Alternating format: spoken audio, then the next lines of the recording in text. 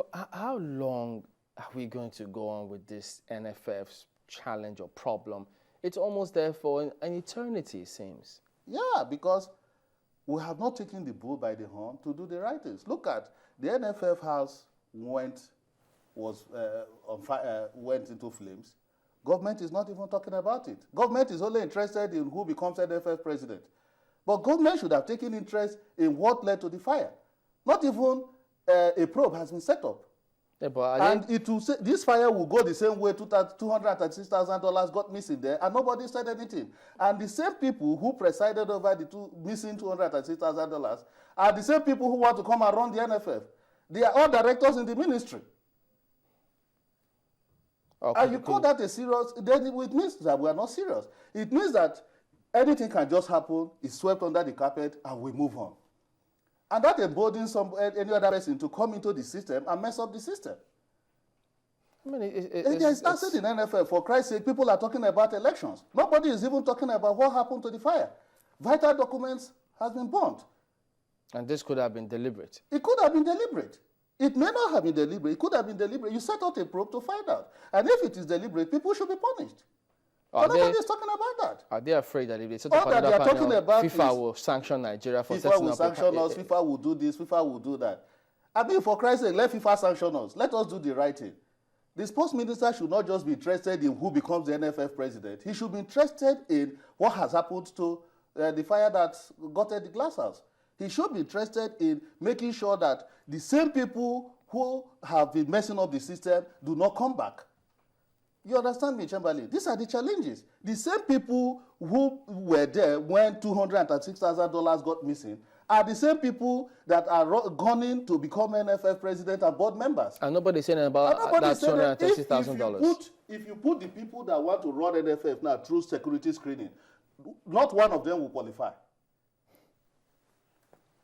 So how will our football grow under the system? So it looks as if Keshi's contract may not be signed. Yes, Keshi's contract will be on hold. And serious countries have all signed new coaches. And it's possible. Brazil has named a new coach, isn't it? South Africa has named a new coach. Holland has named a new coach when Van Gaal left for his Man U job. So, but we are busy fighting over who takes over the glass house. And the people that are fighting to take over the glass house are people that have messed up the system before now. So are they not fighting to develop the game? They are not fighting to develop the game. If they want to fight to develop the game, they should go and take over Youth Fund.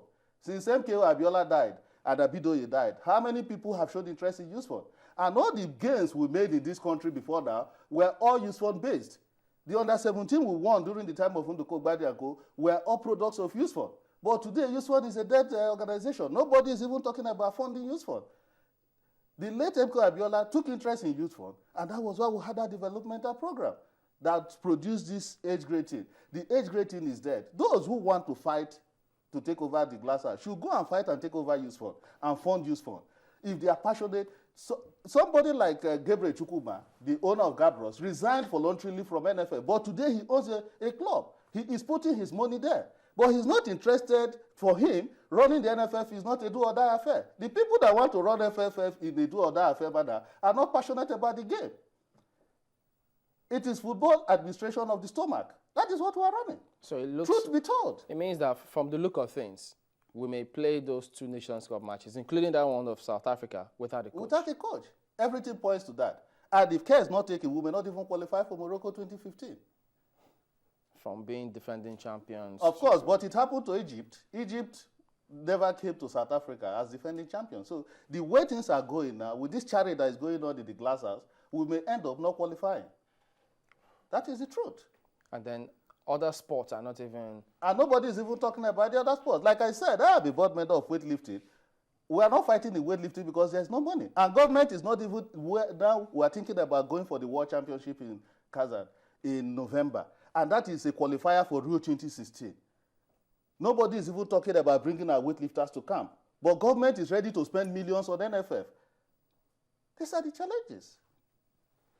What about this this virus now that seems to be affecting sports? Because if I remember properly, Congo, that was saying that they were not going to come to Nigeria, now they recorded their own case of the Ebola virus. So what did they do? Nigeria too, so we're not going to Yeah, but What's going to happen? It has not gotten to the epidemic level. If you look at countries where it has gotten to epidemic level, like Sierra Leone, like Guinea, their games have been moved out.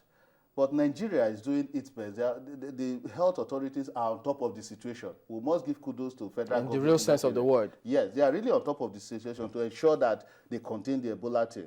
So Congo cannot say they wouldn't come to Nigeria.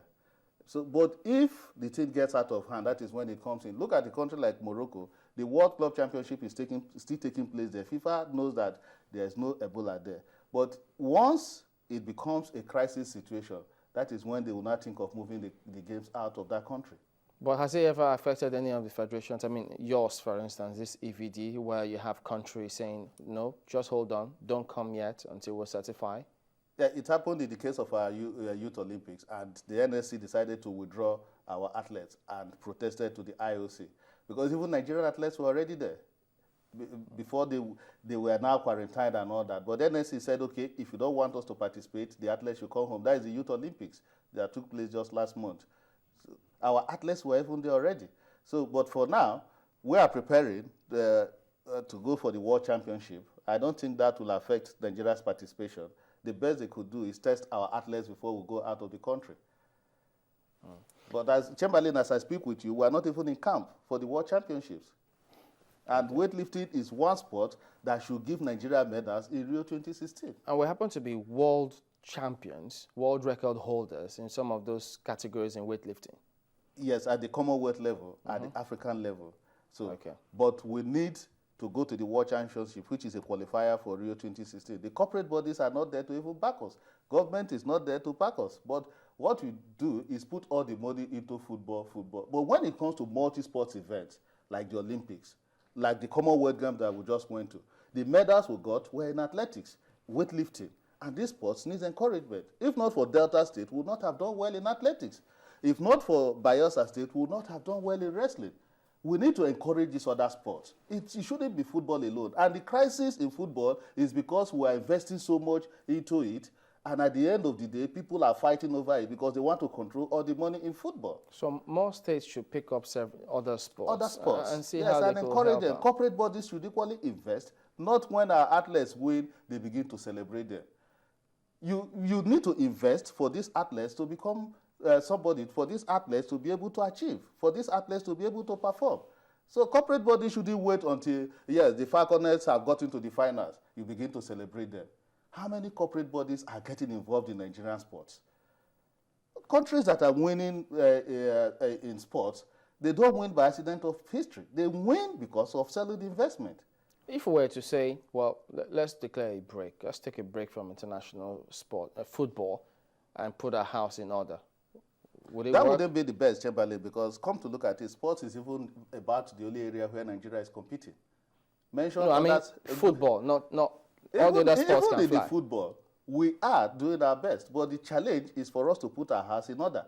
If we have good administrators running the game, by now, Nigeria should be able to get into the semi-finals or finals of the World Cup. Will we have them running the game? Will we ever have those good administrators? But we celebrate mediocrity. We'll go to the second round, we're jumping up. Second round that we'll go to in 1994, way back in 94. So are we making progress or we're stepping backward? When we did not qualify for Germany 2006, the former NFF chairman had this right to tell Nigerians that it's not our best right to qualify for the World Cup. Why shouldn't Nigeria qualify for the World Cup with all the kind of talents that we have, with the resources at our disposal? Why must we celebrate mediocrity? We should go beyond winning under 17, winning under 20. We should challenge for the main team. Do you think these FIFA regulations are hampering us in a way? Or are they actually there protecting the administration of football? No, FIFA is doing the right thing. It's just that we ridicule ourselves before the world. That is the truth. FIFA is even tired of what is happening in Nigeria. So FIFA is not doing any other thing than to write. We've converted FIFA to become another Paul Apostle. They're always writing letters to Nigerians. But that is not what FIFA should be doing. It is because, in fact, even FIFA, in their last letter, said they are confused about the Nigerian situation. So we successfully confused FIFA? Yes. So FIFA does not even, they are tired of Nigeria. That is the truth. But unfortunately, we'll have people who want to hold on tenaciously to power for selfish reasons. Wow. Thank you for coming on this morning, George. George Aluo is the roving sports editor of the Sun newspapers. We'll be back after this break. Don't go away.